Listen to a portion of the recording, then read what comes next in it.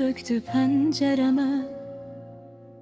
Her damla yağışta senin izin var yine. Sessizliğim sesinden ağır gelir bu gece.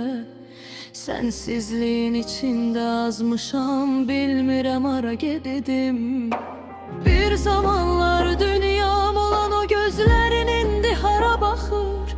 Benim sol yanımda ise sönmeyen bir ateş axır. Divarlardan asılan şekiller mənə düşmən olur. Gülüşün o kadar canlı ki her şey yalan olur. Sen belki de bir başka bahara çiçeği açmışsan. Benim ömrümde ise yarpaqlar çoktan solur. Deyirlər ki zaman her şeyin dermanıdır, ama bilmirlər ki zaman benim en büyük yaradan. Unuta bilmirəm, axı necə unudum. Mən sənin xəyalınla hər gün özümü ovudum. Sənin o gülüşün, o baxışın canımda darır.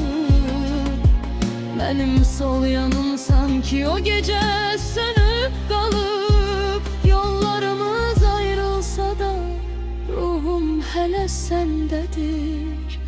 Unuta bilmirəm. Her nefesim sənə bəndidir.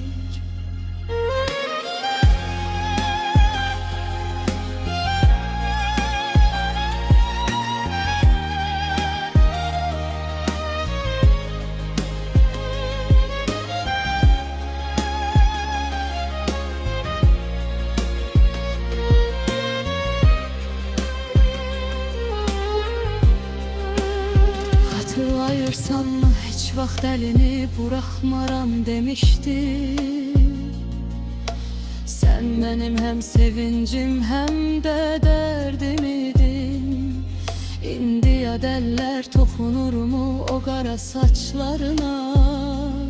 Ben ise toxuna bilmirəm hətta xatirələrinə. Yuxularım qaçıb gedib, gözlərim yol çəkir. Bir bilsen bu həsrət qəlbimi necə sökür. Sen gettin, gedişinlə bütün rəngləri də apardın. Beni bu boz şəhərin ortasında yalqız qoydun. İndi hər mahnıda səni axtarıram, hər qədəhdə sənin acını içirəm. Mən səni unutmaq üçün hər gün özümü itirirəm.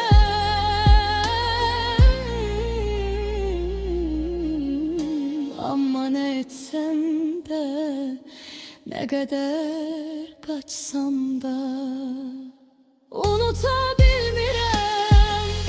Axı necə unudum mən sənin xəyalını, hər gün özümü ovudum. Sənin o gülüşün, o baxışın canımda qalır. Benim sol yanım sanki o gece sönüp kalıp. Belki bir gün rastlaşarıq bir küçe küncünde.